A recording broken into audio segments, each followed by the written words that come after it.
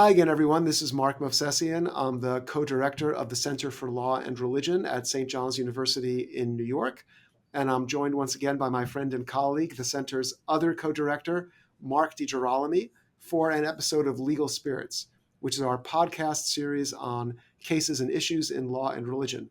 You can find past episodes archived on our website, Law and Religion Forum, that's one word, .org, and also on streaming platforms like Spotify and Apple iTunes and Android.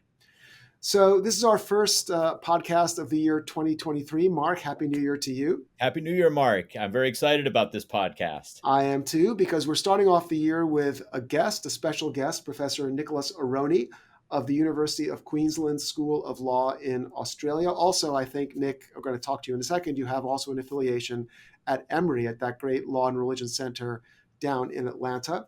And Professor Aroney is one of the editors of a great new book called Christianity and Constitutionalism. This is a series of essays on various topics involving Christianity and constitutionalism. Professor Aroney co-edited this volume with Professor Ian Leigh. It's just appeared from Oxford University Press, I think in December, right, Nick?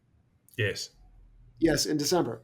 So we're going to go through several issues here. Of course, this is a huge topic. We can't discuss everything in the book, but we'll discuss some of the more salient topics, at least what Marc and I saw are more salient topics. So with that, Marc, let me turn it over to you, and you can introduce our guest a little more, say hello, and start our questioning. Okay, well, great. Well, first of all, Nick, let me just welcome you again to the podcast. It's great to have you with us. Nick is, of course, talking to us from Australia, so he's a day ahead. We've matched up our time zones, and we are ready to go. So maybe you could start, Nick, just by describing what the book is about and how it's structured, the kind of material that it covers, and how you and Ian kind of decided to put this together. Well, thanks again, Marc and Mark, for the opportunity to be here on the podcast. It's great to be able to talk about the book and to talk with you remotely from such a distance. Look, when we came to tackle this question of how do you put together a book that addresses questions of Christianity and constitutionalism, it occurred to us that because there are so many dimensions to the issue, you've got to break it up into its component parts.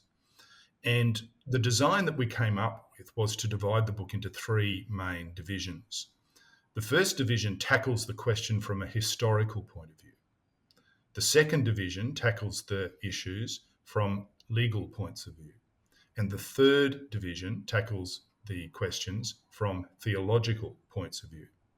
So as far as the history is concerned, we felt that it was important that the reader was introduced to the historical interaction between Christianity, Christian faith and practice, and constitutionalism, understood fairly broadly to encompass the interaction between, as it were, politics and law and constitutional law as we now know it, that sort of mixture, as that evolved and developed over time since the birth of Christianity, even placing it into the context of what was there before Christianity as well.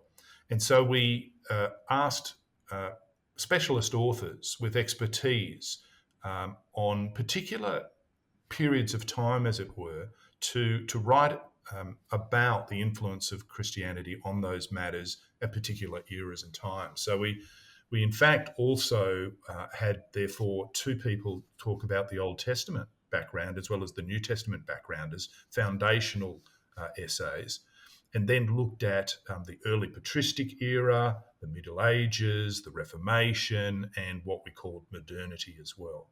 And so we tried to track it in those large periodizations, and of course in the compass of a book as detailed as we wanted it to be, we still had to be fairly broad brush in those topics. So, Nick, when you say constitutionalism, I take it then just in terms of with respect to what you just said, you mean it, as you say, in a broad sense, not so much, in the United States. I think probably our listeners, they hear Constitution and they think, the written document that, forms the sort of foundation of government. And so, and obviously other countries don't have don't have written constitutions, but they have constitutions as a kind of formal or informal legal document that organizes things. But I take it you mean constitution in a kind of a broader Aristotelian sense, and in almost in the sense of polity or political organization or something like that. The relationship of Christianity to the fundamental way that any political entity is organized. Is that fair to say? Yeah, I think that is, Mark. One of the reasons for that is that we wanted the book to be global in scope, and we wanted it to be historical in scope. So to be global, it meant what does something like constitutionalism mean? Not just in, say, Western liberal democracies, but in other countries. And secondly, what does it mean, or what did it mean? What could it have meant? Not just now in modernity or late modernity, but in other periods of time, because the topic is Christianity and this thing we might call constitutionalism. And of course, Christianity is more than 2,000 years old now and has its deep roots in the Hebrew Bible, which go back even more thousands of years. So that's part of the reason why we wanted to adopt that approach. We wanted the book, of course, to embrace modern constitutionalism and the idea of a written constitution, which, of course, has now covered the globe, and most countries do have written constitutions. But there are some countries that don't. And then secondly, those written constitutions, of course, operate within the context of what might be regarded as the larger cultural, political, legal constitution that is more encompassing than the written constitution itself. So it's those sorts of combinations of reasons that brought us to approach it that way. I suppose another reason for it is that the book was intended to have a twofold quality. One that would be talking about the extent to which Christianity contributed to the development of what we know as constitutionalism in its various forms. And secondly, though, Christianity's critical engagement with that. And so by adopting a wider definition of constitutionalism itself and by enlarging the historical and global perspective, it made it possible for the book to also have a critical perspective on modern constitutionalism as well. So that's part of the reason why we approached it that way. Yeah, I should say also for our listeners that that your book it treats Christianity, as I understand it, mostly as an empirical thing. In other words, it's not a devotional book. It's not a book that tries to understand government in the sense of a prayer life or something like this. It really is more seeing Christianity as a kind of social and intellectual and political force. Is that about right, Nick? I think that's true, as well as an institutional, and perhaps that's what you're getting at, Mark, as an institution, but also as a community and a fellowship, as it were. I think that it has those dimensions. Also, as a body of doctrine as well, which really brings me back to the structure of the book, because I mentioned that there were two other major divisions of the book, and if I just leap to the third one just to get to that point, that's part of the reason why the final section of the book was about theology, is that we wanted Christian theology to be brought to bear to the issues of constitutional law and constitutionalism and governance. And we thought that the best way to divide that was to let theology itself determine the categories. And so our vision was that we'd have chapters in all of the major loci of theology.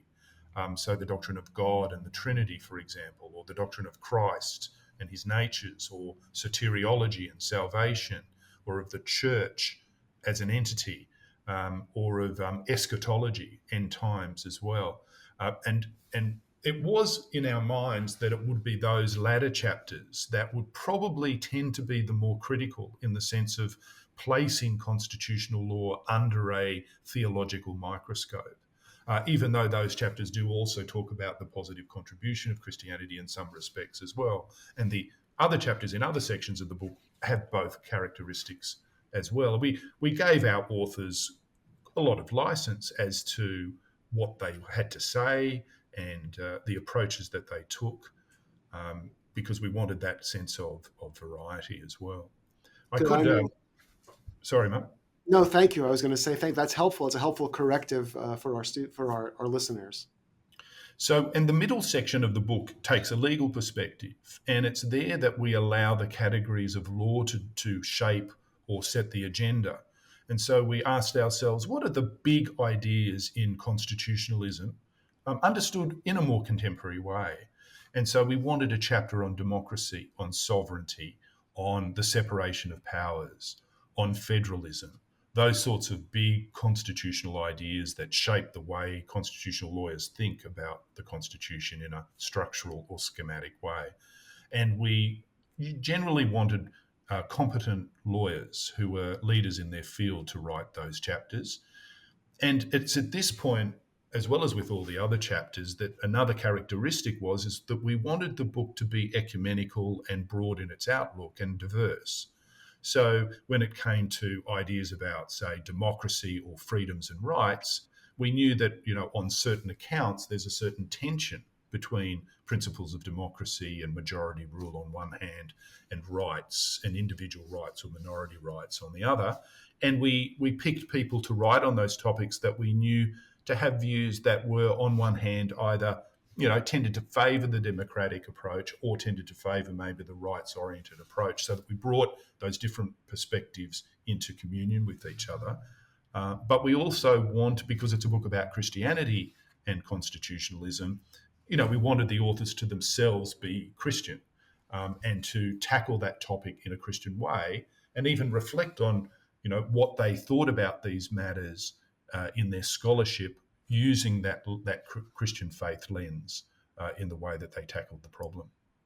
Nick, maybe I could ask you about something in your introduction, where you talk a little bit about Augustine. And Augustine is obviously an important figure generally, but is an important figure for our center because we have a regular reading society, a reading group for our students. And one of the pieces of books that we've tackled is Augustine's City of God. And we found him to be a very important and interesting and provocative thinker, particularly for lawyers and future lawyers to discuss. So you make Augustine a kind of central figure in your introduction, a sort of launching point for the book in a certain sense. And in particular, you talk about the way that Christians saw law or interacted with law and the Roman view of law, and in particular the distinction between natural law as higher law or divine law and human positive law that begins to take shape in Christianity, with an obligation of rulers to follow and be bound by the natural law in their political activities. And of course, that conception, I'm sure, has a powerful influence for some of the later Christian thinkers that you discuss. But maybe you could just give readers a sense of that framing in the introduction between the kind of the Roman view of the law that preceded the Christian period, and how that influences the sort of trajectory of the book more broadly. Yeah, sure, Mark. Well, one of the things we wanted to do was for the book to have a historical integrity about it. And so while the subject matter of the book is about Christianity and constitutionalism, it's not our thesis that constitutionalism exists only because of Christianity, or that Christianity is the only influence on it. And so in reflecting on how we understand constitutionalism, even in a contemporary sense today, it has certain fundamental assumptions, it seems to me. One of them would be what we call the rule of law. And I appreciate that that's something of a contested concept, but it also, I think, has a reasonably shared understanding that we're talking about the idea that government authority is under and subject to law, and its powers and authorities are given by law, and they're accountable to the law. So there's this sense in which, therefore, there is higher levels of law and lower levels of law that emanate from those governmental authorities. And that idea, why do we have that idea of layers of law? Where did that come from? And I think that it has to be acknowledged and affirmed that, to an extent, it's Roman law and Roman legal practices that gave us something of a concept of jurisdiction, at least in the modern West, because that whole concept, so many of our legal language is in fact Latin. I mean, jurisdiction, which is essentially what we're talking about here, is from a Latin word jurisdictio. So, and so what we wanted to acknowledge was the extent to which, in the organisation of the Roman Empire and under Roman law, there were concepts of legality and the legal definition of authority and power that were a background factor. But what we also then wanted to ask in that context, what contribution did Christianity make to that? And look, one of the things we don't go into detail in the book, but occurs to me when we think of Roman law is it's probably important to think that I'm no specialist on the topic, but my understanding of it is that it evolved quite considerably over time. And what you would say is Roman law during the time of the early kings, or then later the Republic, or then the Principate after Augustus, or then what the old historians used to call the Dominate under Diocletian, very different animals.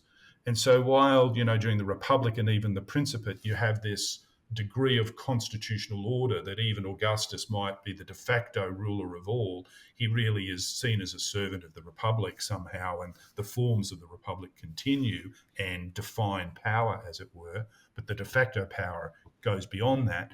By the time of Diocletian, I think that sort of thinking is falling quite into the background, and the personal authority of the emperor as even divinely ordained power comes to the fore, and a concept of limits on the jurisdiction of that emperor have melted away, I think, increasingly.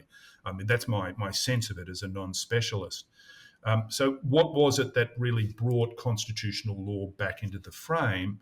Our account of it is that Christianity was a very important influence here, because it took concepts of natural law that had been circulating in Greek thinking and in Roman thinking and gave a firm theological and philosophical foundation for it, in the concept that we have a divine creator who governs the law providentially through his eternal law. That was a phrase that Augustine himself used.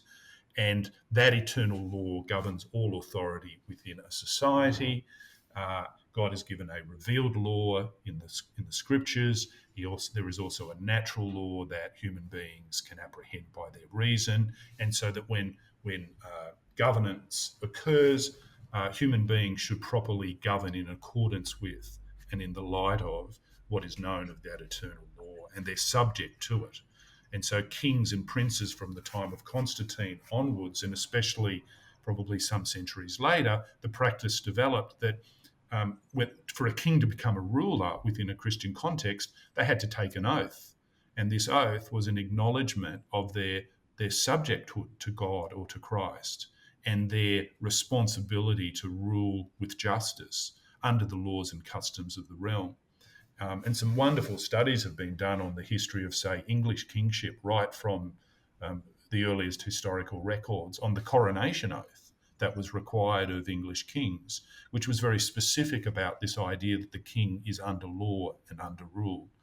And it seems to me that that's a very fundamental basis for modern, maybe Anglo-Saxon conceptions of the rule of law and therefore of constitutionalism.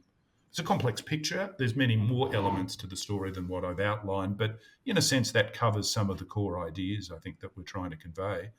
And just coming back to Augustine, one of the other really central important factors here is this idea of two cities that Augustine is articulating in the city of God, a city of the earth or of man, and a city of God and heaven. And this concept of two cities creates a duality fundamentally in the mind thought or structure of the society over time. And it seems to me that the institution of the church as distinct from the state, claiming jurisdiction distinct from the state, helps to make concrete what might have been just theoretical. So Christianity might have offered a theological or philosophical reason to believe in a natural law that binds the ruler. But how is that made concrete and specific? Well, it's when you have a institution which at a certain level is challenging the authority of what we might call the state at any one time, which therefore forces the state to be seen as a form of government with a limited jurisdiction, because there is also the church with its jurisdiction alongside it. And this this, Nick, helps to explain all of the sorts of ideas that you were talking about before, not only, of course, church-state separation, but things like federalism, things like separation of powers, right? All the notion that power requires or demands is necessary for it to be fragmented in some ways, so that people are competing with one another and so on. So, Nick, I wanted to ask a question. As I read this, your book is really focusing mostly on how this idea of separation is instituted in the Western context, and that's perfectly appropriate. I mean, even the Western context, as you point out, goes for thousands of years, and so you can't really cover a whole lot. But of course, Christianity is not only a religion that extends through time; it's a religion that extends across cultures as well. And so I wonder if you could just address that. Why have you limited yourself in this book to Western Christianity specifically? Yeah, it's a great question, Mark. Look, interestingly, it was never our intention to be limited in that way. In fact, it was probably our ambition to be global, as I said before. But there are always just constraints on what can be done in a single volume. I think the fact that it was a volume published in English gave it that natural bias that, when you construct an edited collection, you can design it as best you can so that it achieves certain objectives, but you also then want to get the best authors you can. And when you go for the best authors, you can't avoid the characteristics of those authors and the inclinations of those authors and so forth. And if you're needing people who can write very well in English, it just gives a bias towards English speaking and, in that sense, Western material. I think there could be a second companion volume, frankly, that was more globally oriented. It's almost like if you think of the historical chapters, we have a chapter on Constantine. Now, which I think is superb by Peter Leithart. And it's almost like that's the point of the fork in the road historically, because there could then have been a chapter. We could have, like David Koizis, has done some really interesting work on the political theology of Russian thinking, and you could easily have had a chapter on that, which I think would have been really interesting. We just couldn't fit it in. And then I think that it'd be very interesting to look at how is this manifested, say, in Africa or in the Asia Pacific or in South America specifically. I mean, we do have some chapters, written by, South American scholar and a Singaporese scholar. But like another example would be, well, what about the Pacific Islands? Like, they are fascinating societies where their constitutions are permeated by Christian ideas. So I think that it's, in one sense, it's a very valid observation to make that the book has a Western Anglo-Saxon almost orientation. And I think that it could be well supplemented by, a second volume that went into an even further global perspective. I think that would be terrific. I'd love to do it. We'll have you on for a second podcast for that next. But I wanted to ask you another question about a general sort of question about scholarship in law and theology, and in particular in political theological accounts, because I've noticed, and I've been lucky enough to just have correspondence with them. There's a particular interest or expertise that seems to me, but I'm coming from the outside, so I'm interested in your perspective, seems to me to be developing in Australia. That really a number of scholars, Joel Harrison, Alex Deegan, Neil Foster, yourself, and there are many others I think that I'm missing now, and I apologize to them. But I think it's a lovely thing. It's a real strength. And the question I have is, do you think, A, that there's a need to integrate these disciplines a little bit more for more study about this? Historically, the effort in liberal politics and scholarship has been to kind of separate these and study them as distinctive phenomena. But it seems to me that perhaps we're seeing something of a post-liberal moment and I mean that purely in a sort of descriptive way, in the sense that these fields are coming together more, and in particular in Australia. So I wonder if you have any thoughts about that sort of cluster of observations. Look, I think that's definitely the case, Mark. There's a wonderful circle of scholars that have emerging here in Australia that I work with and have encouraged, who are doing exactly what you said, thinking about these matters from a theological perspective, thinking about it from a post-liberal perspective in the specific sense in which you used it. And I think it's a wonderful development. And I've got some graduate students who are doing the same thing, who you haven't heard of yet, but I hope you will really soon. So I do think definitely there's an emerging movement there. And we've got a conference in February, actually in Adelaide, where we're gathering together to present papers that are tackling these sorts of questions after having done one the year before COVID. So it's pre and post COVID these days, isn't it? So yes, definitely the case. And I think it's because I personally have always been of the view that that theology is inseparable from philosophy and politics in a sense.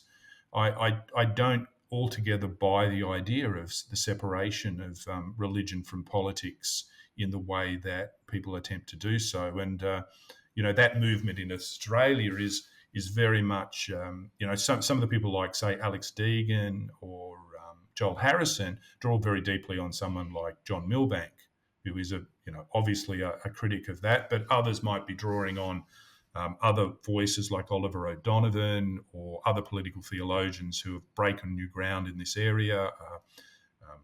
Even Alistair McIntyre in his own way. I've got a PhD student who's just done a PhD on that. So there is this emergence, I think, in our country of work like that. But we're also inspired by what we're seeing in the United States, in Canada, in England. Australia is a country like that because we constitutionally, we've drawn on England and we've drawn on some US ideas in our constitution, and it makes us always comparative in our outlook, perhaps in a way that's not as inherent in other countries because of the very hybrid nature of our constitution. And I think that's part of the reason for that. So, yeah, I think there is a movement of that nature. It's an exciting development, I think. Well, great. Well, thank you very much, Nick. This has been a really interesting conversation. I look forward to hearing more about the Australian school. Maybe Mark and I can get down there at some point and see it for ourselves. That would be a lot of fun, or get you here. That'd be nice too. We'd love to have you. But meanwhile, let me say thank you again, Nick, for joining us today and discussing this book. It really is a wonderful book. Hope it gets cited a lot. We'll do our best to push it. And thanks for coming. We hope you have you again sometime. Meanwhile, this has been another episode of Legal Spirits. And so for my friend and colleague, Marc and myself, let me say goodbye for now and see you next time.